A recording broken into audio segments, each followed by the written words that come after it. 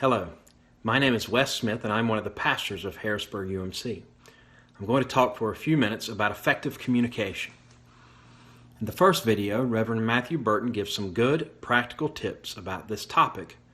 I'm going to go in a slightly different direction. First of all, communication is at the core of the Christian faith. I'm recording this early in the season of Advent, so it's fitting to remember that the Gospels begin with communication, namely the proclamation of John the Baptist.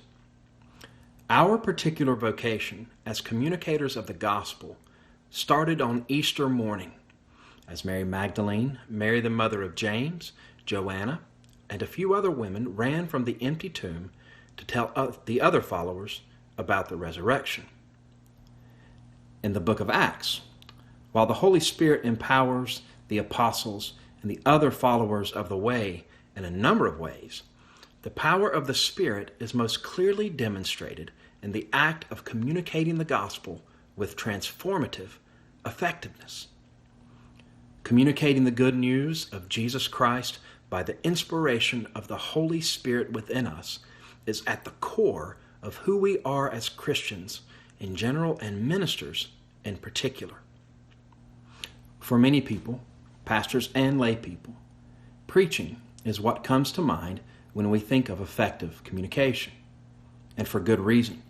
Preaching is vitally important to what we do. But preaching is not the only communicating that we do. Reverend Burton mentioned several of these in his videos, stressing the importance of utilizing a diversity of communication methods.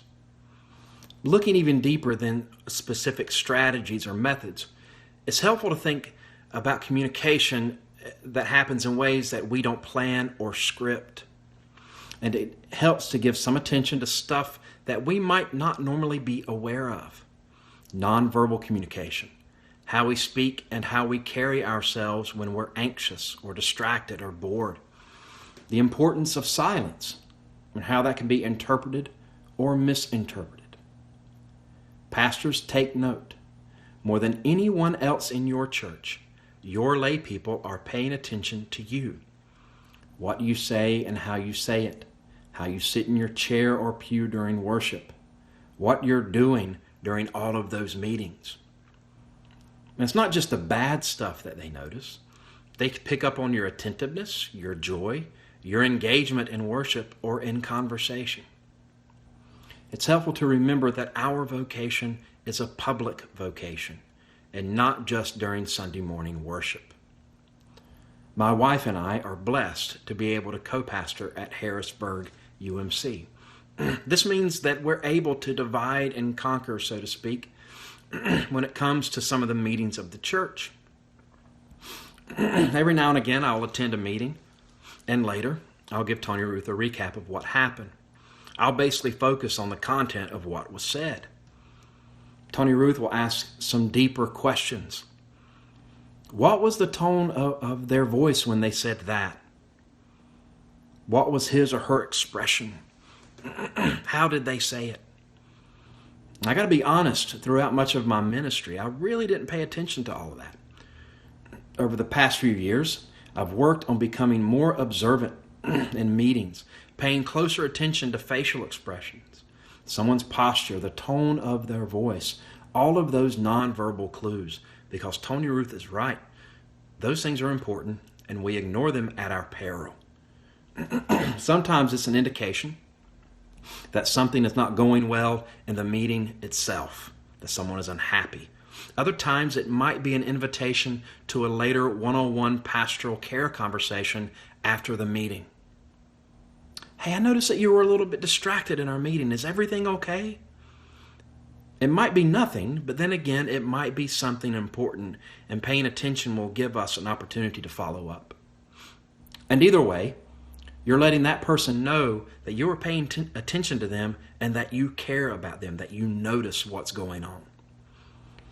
Along those same lines, we should be aware not only of others' nonverbal communication, but our own. Paul lists self-control as a fruit of the Spirit in the lives of Christians, and this is definitely true when it comes to those of us in ministry. We've all been in those meetings or conversations where things were said or decisions were made, and we were frustrated or hurt or angry. Frustration, anger, and hurt are all normal, and given how church meetings sometimes go, they are also inevitable emotions from time to time. Now, I'm not suggesting that we stifle or hide what we feel. We should be honest, not hypocritical. What I am suggesting is that we need to be aware of what our posture, our facial expressions, our various unconscious tics, clicking a pen, drumming our fingers, and other nonverbal cues, what they're communicating to the people around us. It can be in the form of an exaggerated sigh or pursed lips or crossed arms. When we do that, we're definitely communicating something to the people around us. In those moments, we might be controlling what we say, but our bodies are communicating in ways that may not be helpful. And it's not just about being angry or frustrated or hurt. It's also true about meetings and conversations that we're not particularly interested in or that we find tedious and boring. From our own experience preaching or teaching, we can all tell when someone's not paying attention to what we're saying. When we're distracted or disengaged, our people notice that, and it can make church members feel unheard or unimportant. Perhaps the most important situations that require the most intentional effort and the most effective communication are those times of anxiety or conflict in our churches. And you need to understand this clearly. In those times, your church will be looking to you for leadership and direction. Even if you're not the senior pastor in your church, you still have a lot of authority and influence among your people. Effective communication is always important, but never more than when your church is facing conflict or dealing with anxiety, pain, or grief. When and how you intervene matters. What you say, when and to whom you say it, how you say it. Consistency is also important. Are you and the other leaders in your church on the same page about what you're communicating? Of course, every church and every situation is different, and there are so many things that we simply cannot control. What we can control is how we communicate. What we say and how we say it, along with how we carry ourselves, can serve to deepen a conflict, increase anxiety, or discourage people who are already hurting. But if we are intentional and trust in the Spirit to bear the fruit of self-control, patience, and kindness in us, our communication can help churches navigate conflict. By lowering the temperature a little bit, we can be a non-anxious presence communicating to our people that even if we're facing difficulties, we can still trust that God's grace is always going before us and that God's steadfast love is always with us. We can offer encouragement, love, and compassion to our people. Finally, it helps to remember that our silence communicates something as well as our words.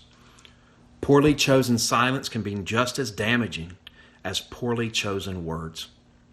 A big part of this is asking God to give us a spirit of discernment, to listen closely for the prompting of the Holy Spirit, and seeking counsel and advice from colleagues and lay people who have been there before. Ministers talk a lot, and it's important to remember that our words, more often than not, carry more weight than most people in our congregations.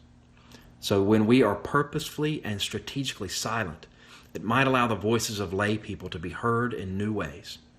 Now, however, if we're silent because of fear of reprisal or apathy, that silence can be damaging to our lay people and the ministry of our churches.